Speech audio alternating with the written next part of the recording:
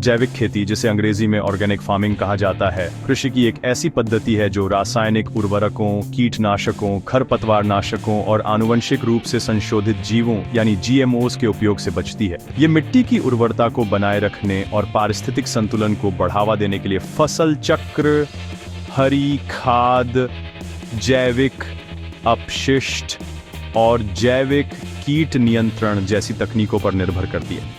इसका मूल सिद्धांत दरअसल प्रकृति के साथ तालमेल बिठाकर काम करना और एक स्वस्थ मिट्टी पारिस्थितिकी तंत्र का निर्माण करना है, जो अंततः स्वस्थ पौधों, पशुओं और मनुष्यों को जन्म देता है।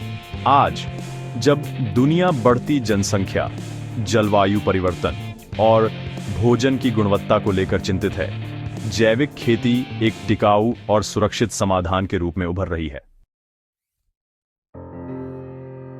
जैविक खेती के सिद्धांत। अंतर्राष्ट्रीय जैविक कृषि आंदोलन महासंघ, जिसे IFOAM भी कहते हैं, उसने जैविक खेती को 4 मुख्य सिद्धांतों पर आधारित किया है।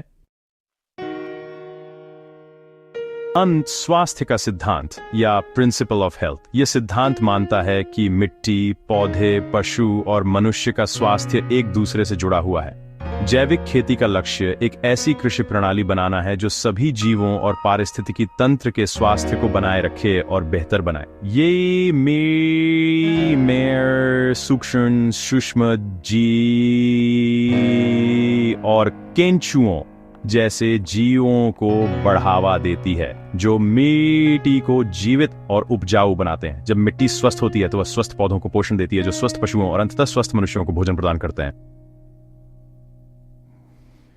यह सिद्धांत इस बात पर जोर देता है कि रासायनिक कीटनाशकों और उर्वरकों के उपयोग से बचना चाहिए, क्योंकि ये पर्यावरण और मानव स्वास्थ्य को नुकसान पहुंचाते हैं। पारिस्थितिकी का सिद्धांत या प्रिंसिपल ऑफ इकोलॉजी। यह सिद्धांत जैविक खेती को एक बंद पारिस्थितिकी तंत्र के रूप में देखता है। यह प्रकृति के पारिस्थितिक चक्रों और संतुलन का सम्मान करता है। जैविक खेती में किसान अपने खेत को एक प्राकृतिक प्रणाली के हिस्से के रूप में देखते हैं और वे इसके प्राकृतिक चक्रों को बनाए रखने का प्रयास करते हैं। इसमें मिट्टी की उर्वरता को बनाए रखने के लिए पोषक तत्वों का चक्रण, जल चक्र का सम्मान और जैव विविधता को बढ़ावा देना शामिल है। उदाहरण के लिए, किसान अलग अलग फसलें उगाते हैं ताकि मिट्टी की उर्वरता बनी रहे और कीटों का प्राकृतिक नियंत्रण हो। निष्पक्षता का सिद्धांत यानी प्रिंसिपल ऑफ फेयरनेस। जैविक खेती का उद्देश्य किसानों, श्रमिकों, उपभोक्ताओं और सभी जीवों के बीच निष्पक्ष संबंध स्थापित करना है। इसका मतलब है कि किसान और श्रमिक एक सम्मानजनक और सुरक्षित वातावरण में काम करें और उन्हें उनकी मेहनत का उचित पारिश्रमिक मिले। साथ ही यह उपभोक्ताओं को विश्वसनीय और सुरक्षित भोजन प्रदान करने पर भी पूरा ध्यान देता है। इसके अलावा यह जानवरों के कल्याण को भी सुनिश्चित करता है ताकि उन्हें प्राकृतिक जीवन जीने का मौका मिले। निष्पक्षता का सिद्धांत ये भी कहता है कि संसाधनों जैसे कि मिट्टी और पानी का उपयोग इस तरह से किया जाना चाहिए कि आने वाली पीढ़ियां भी उनका उपयोग कर सकें। अब बात करते हैं देखभाल के सिद्धांत की, यानी प्रिंसिपल ऑफ केयर। यह सिद्धांत जैविक खेती को एक जिम्मेदार और दूरदर्शी दृष्टिकोण के रूप में देखता है। इसमें यह सुनिश्चित करना जरूरी है कि वर्तमान में की जा रही खेती से भविष्य की पीढ़ियों और पर्यावरण को कोई नुकसान न हो। यह नए कृषि तरीकों को अपनाने से पहले उनके संभावित दीर्घकालिक प्रभावों पर विचार करने की सलाह देता है। साथ ही यह मिट्टी, पानी और जैव विविधता जैसे प्राकृतिक संसाधनों की सुरक्षा और संरक्षण पर जोर देता है ताकि आने वाली पीढ़ियों के लिए भी ये संसाधन उपलब्ध रहें। जैविक खेती के प्रमुख तरीके, दरअसल इसमें तरह तरह की तकनीकों का उपयोग किया जाता है जो प्रकृति के साथ सामंजस्य स्थापित करते हैं। फसल चक्र या फिर क्रॉप रोटेशन, इसमें एक ही खेत में अलग अलग मौसमों में अलग अलग फसलें उगाना शामिल है। यह तरीका मिट्टी की उर्वरता को बनाए रखने में काफी मदद करता है। उदाहरण के लिए किसान पहले अनाज जैसे गेहूं उगा सकते हैं, फिर दालें जैसे चना और उसके बाद कोई और।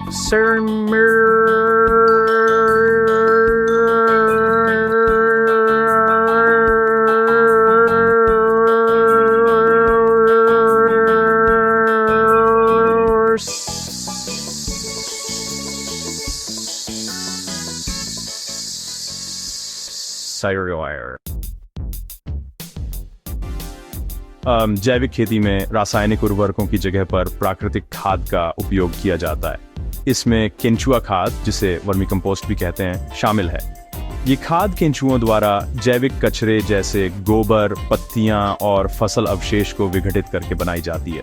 ये पोषक तत्वों से भरपूर होती है और मिट्टी की संरचना को भी सुधारती है। इसी तरह गोबर की खाद या फार्मयार्ड मैन्योर पशुओं के गोबर और पुआल को सड़ाकर तैयार की जाती है, जो मिट्टी में जैविक पदार्थ की मात्रा बढ़ाती है। हरी खाद जैसे ढैंचा या सनई ऐसी फसलें होती हैं जिन्हें एक निश्चित ऊंचाई तक बढ़ाकर मिट्टी में मिला दिया जाता है, जिससे मिट्टी समृद्ध होती है। बायो फर्टिलाइजर्स जो सूक्ष्म जीवों से बनते हैं भी जैविक खेती में अहम भूमिका निभाते हैं। उदाहरण के लिए राइजोबियम दालों की जड़ों में नाइट्रोजन को स्थिर करता है और मिट्टी में पोषक तत्वों की उपलब्धता बढ़ाता है। जैविक खेती में कीटों और रोगों के नियंत्रण के लिए रसायनों का इस्तेमाल नहीं किया जाता। इसके बजाय जैविक कीटनाशकों का प्रयोग किया जाता है, जैसे नीम का तेल, लहसुन, मिर्च और गौमूत्र से बने घोल का छिड़काव। ये प्राकृतिक तरीके से कीटों को दूर भगाते हैं। जैविक नियंत्रण के तहत कीटों के प्राकृतिक शत्रुओं जैसे लेडी बर्ड बीटल का उपयोग किया जाता है ताकि कीटों की संख्या नियंत्रित रहे। इसके अलावा यांत्रिक नियंत्रण भी अपनाया जाता है, जिसमें हाथों से खरपतवार निकालना और कीटों को फंसाने के लिए जालों का उपयोग करना शामिल है। जैविक खेती के लाभ सिर्फ किसानों तक ही सीमित नहीं रहते, बल्कि उपभोक्ताओं और पूरे पर्यावरण को भी इनका फायदा मिलता है। अगर हम पर्यावरण की बात करें तो जैविक खेती से मिट्टी का स्वास्थ्य बेहतर होता है, मिट्टी की उर्वरता और उसमें जैविक पदार्थ की मात्रा बढ़ती है, जिससे उसकी संरचना मजबूत होती है और पानी सोखने की क्षमता भी बढ़ती है। इससे जल संरक्षण में मदद मिलती है, क्योंकि स्वस्थ मिट्टी पानी को ज्यादा समय तक रोक कर रखती है, जिससे सिंचाई की जरूरत कम हो जाती है। जैव विविधता भी बढ़ती है, क्योंकि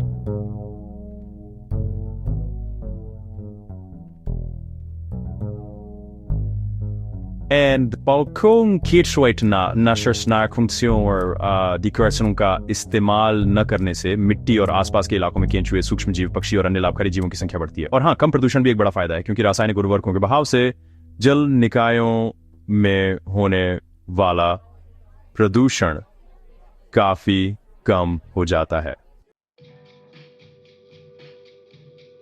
जैविक खेती किसानों के लिए कई तरह से फायदेमंद साबित होती है। सबसे पहले इसमें महंगे रासायनिक उर्वरकों और कीटनाशकों पर निर्भरता कम हो जाती है, जिससे उत्पादन लागत काफी कम हो जाती है। इसके अलावा जैविक उत्पादों की बाजार में अधिक मांग होती है, जिससे किसानों को उनके उत्पादों का प्रसार इंसर मोर दीर्घकालिक रूप से भी ये विधि मिट्टी को उपजाऊ बनाए रखती है, जिससे खेत की उत्पादकता लंबे समय तक बनी रहती है। अब अगर उपभोक्ताओं की बात करें तो जैविक उत्पादों में कीटनाशकों के अवशेष नहीं होते, जिससे वे खाने के लिए अधिक सुरक्षित माने जाते हैं। माना जाता है कि जैविक रूप से उगाए गए भोजन में अधिक पोषक तत्व होते हैं। और हाँ, कई उपभोक्ता जैविक उत्पादों के स्वाद को भी बेहतर मानते हैं। जैविक खेती के कई लाभ होने के बावजूद इसके रास्ते में कुछ चुनौतियां भी सामने आती हैं। शुरुआत के कुछ वर्षों में रासायनिक खेती की तुलना में जैविक खेती की पैदावार थोड़ी कम हो सकती है, जब तक कि मिट्टी पूरी तरह से जैविक तरीकों के अनुकूल न हो जाए। इसके अलावा जैविक खेती में पदार्थवार नियंत्रण और कीट प्रबंधन जैसे कई काम हाथ से करने पड़ते हैं, जिससे अधिक श्रम की आवश्यकता होती है। बाजार और मार्केटिंग की बात करें तो जैविक उत्पादों के लिए एक संगठित बाजार और वितरण नेटवर्क की कमी भी एक बड़ी चुनौती है। किसानों को अपनी उपज बेचने के लिए उचित बाजार ढूंढने में भी मुश्किल होती है। प्रमाणीकरण यानी सर्टिफिकेशन भी एक लंबी और महंगी प्रक्रिया है जो छोटे किसानों के लिए मुश्किल हो सकती है। और जैविक खेती के लिए पारंपरिक खेती की तुलना में मिट्टी और पारिस्थितिकी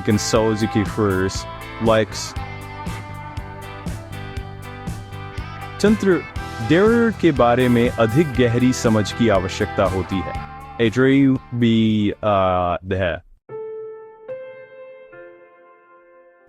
भारत में जैविक खेती की एक लंबी परंपरा रही है। आज भी कई किसान पारंपरिक और प्राकृतिक तरीकों का उपयोग करते हैं। भारत सरकार भी जैविक खेती को बढ़ावा देने के लिए कई योजनाएं चला रही है। परंपरागत कृषि विकास योजना यानी PKVY किसानों को समूहों में संगठित करती है और उन्हें जैविक प्रमाणीकरण के लिए वित्तीय सहायता प्रदान करती है। जैविक उत्पादों के लिए राष्ट्रीय कार्यक्रम NPOP भारत में जैविक उत्पादों के प्रमाणीकरण के लिए मानक स्थापित करता है। इसके अलावा भागीदारी गारंटी प्रणाली या PGSTIA किसानों के छोटे समूहों को उनके उत्पादों को स्वयं प्रमाणित करने की अनुमति देती है, जिससे प्रमाणीकरण की लागत कम होती है। भारत विश्व में जैविक किसानों की सबसे बड़ी संख्या वाला देश है और सिक्किम दुनिया का पहला पूरी तरह से जैविक राज्य बन गया है। जैविक खेती केवल एक कृषि पद्धति नहीं है, बल्कि यह एक जीवन शैली है जो प्रकृति के प्रति सम्मान पर आधारित है। यह न सिर्फ टिकाऊ और पर्यावरण के अनुकूल है, बल्कि यह किसानों और उपभोक्ताओं के लिए भी फायदेमंद है। हालांकि इसकी कुछ चुनौतियां हैं, लेकिन बढ़ती जागरूकता, सरकारी समर्थन और बाजार की मांग के साथ जैविक खेती भविष्य की खाद्य प्रणाली का एक अनिवार्य हिस्सा बन जाएगी। ये हमारी मिट्टी, हमारे स्वास्थ्य और हमारी धरती के भविष्य को सुरक्षित रखने का एक महत्वपूर्ण कदम है।